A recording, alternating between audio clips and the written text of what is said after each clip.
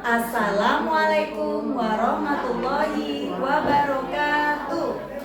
Hai semuanya, ketemu lagi dengan saya Astri Istiqomah, calon guru penggerak angkatan 10 dari SMPN 199 Jakarta.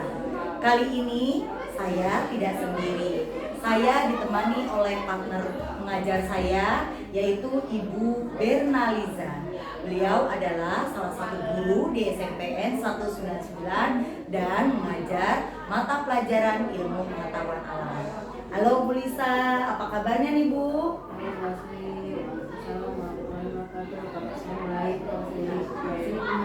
Alhamdulillah kabar saya juga baik Ibu.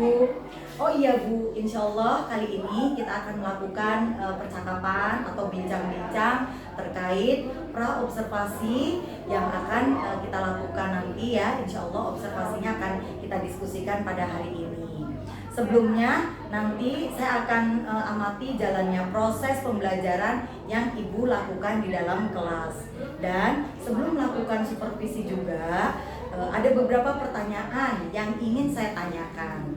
Namun sebelumnya saya ingin jelaskan dulu tujuan yang dilakukan dalam pra-supervisi ini, yaitu untuk mengetahui dan mengevaluasi jalannya proses pembelajaran yang Ibu lakukan di kelas nanti. Nah, kenapa kita melakukan perbincangan atau percakapan pra-observasi kali ini Ibu? Karena sebagai langkah awal persiapan sebelum nanti Ibu melakukan kegiatan observasi atau kegiatan supervisi yang Ibu lakukan di kelas nanti yang akan kita diskusikan. Baik Ibu, ada beberapa pertanyaan yang ingin saya tanyakan kepada Ibu nih sebelum kita melakukan supervisi. Pertanyaan pertama adalah apa tujuan pembelajaran yang Ibu buat dalam rancangan pembelajaran yang akan Ibu lakukan dalam supervisi akademik di minggu depan? Bu Asri, untuk pertanyaan Bu Asri, tujuan yang akan saya lakukan adalah dalam pembelajaran itu yang ingin saya gali pada peserta didik adalah diharapkan peserta didik mampu memahami konsep-konsep arti sel itu sendiri. Kemudian tujuan kedua dapat mendiskusikan ciri serta perbedaan sel dengan baik dan benar. Oke, bagaimana dengan area pengembangan yang akan Ibu capai dan yang akan Ibu gali kepada anak-anak di tahap observasi besok? Oke, untuk area itu ada pengembangan area yang saya ingin kembangkan meliputi dua area. Pertama itu kemampuan intelektual, yaitu dengan cara menyampaikan materi dengan nada secara jelas dan mudah dipahami oleh siswa, menyajikan kegiatan pembelajaran yang berdiferensiasi sesuai kebutuhan siswa. Kemudian yang kedua, di area kedua itu mengembangkan kemampuan sosial emosional dalam menghadapi siswa yang memiliki keberagaman kemampuan. Oke, kemudian bagaimana strategi dan rancangan pembelajaran yang ingin Ibu lakukan di kelas nanti? Untuk strategi pembelajaran yang akan digunakan adalah terbagi menjadi 4 strategi. Pertama, saya mencoba untuk menyusun perangkat pembelajaran yang lengkap. Yang kedua, itu saya juga akan memberikan beberapa contoh kasus yang terkait dengan sel. Kemudian, untuk strategi ketiga, menyediakan APD yang disesuaikan dengan pemberian materi. Kemudian strategi keempat itu saya akan lakukan memberikan beberapa pilihan cara dan metode kepada siswa dalam membuat laporan diskusi kelompok, yaitu berupa video pendek, PPT, infografis, mind mapping, dan tulisan manual. Sedangkan untuk strategi pembelajaran yang diterapkan adalah dengan menggunakan pembelajaran berdiferensiasi yang diintegrasikan dengan pembelajaran sosial emosional dengan menggunakan model pembelajaran problem based learning atau PBL, serta diskusi kelompok serta beberapa penugasan dan tanya jawab. Oke, sudah bagus banget ya rancangan pembelajaran yang Bu Lisa buat. Kemudian tadi juga saya dengar Ibu akan menerapkan strategi pembelajaran dengan menggunakan strategi pembelajaran berdiferensiasi yang diintegrasikan dengan pembelajaran sosial emosional, gitu ya Bu ya. Sehingga nanti model pembelajarannya PBL.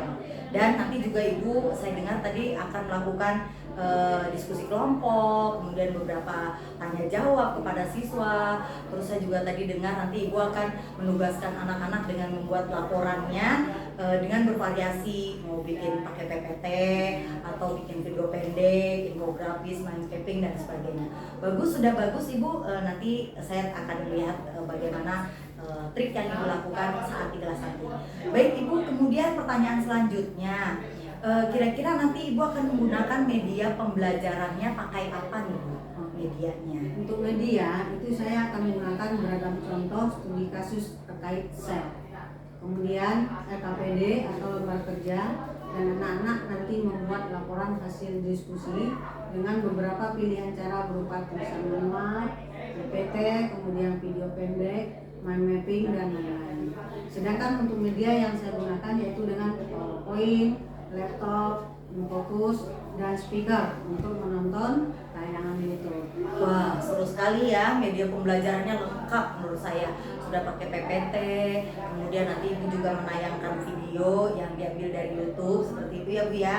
Saya nggak sabar nih Bu, pengen lihat bagaimana proses pembelajaran yang Ibu lakukan nanti.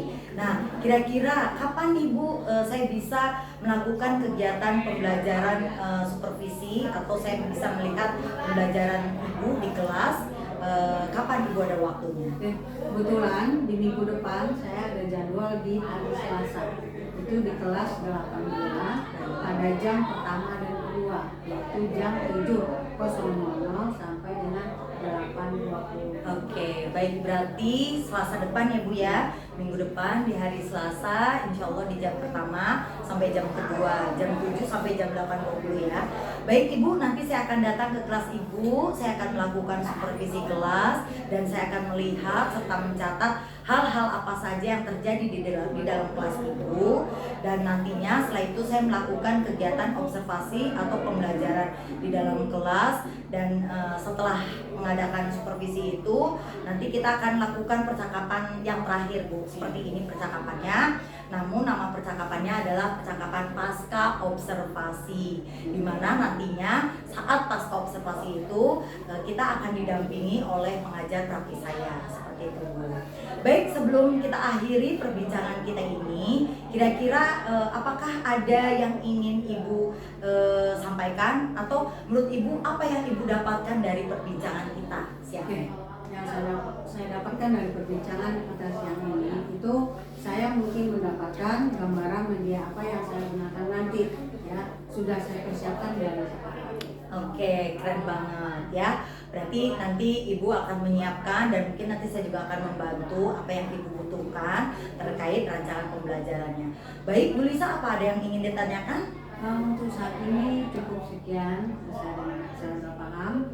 Mudah-mudahan di lain waktu nanti perbincangan observasi kita Baik, baik, terima kasih Ibu atas waktunya yang sudah bersedia dan berkenan untuk berbincang-bincang dengan saya dalam percakapan pra observasi di siang hari ini. Sampai ketemu nanti ya Bu ya di kegiatan observasi atau supervisi akademik di kelas 82, insya Allah di minggu depan ya Bu ya. Demikian percakapan kita pada siang hari ini Ibu. Sampai ketemu nanti minggu depan. Semoga kita semua sehat selalu ya Bu ya. Tetap jaga kesehatan, dan semoga pertemuan kali ini dapat memberikan manfaat. Demikian Ibu, mohon maaf kalau ada salah-salah dari saya. Terima kasih. Wassalamualaikum warahmatullahi wabarakatuh.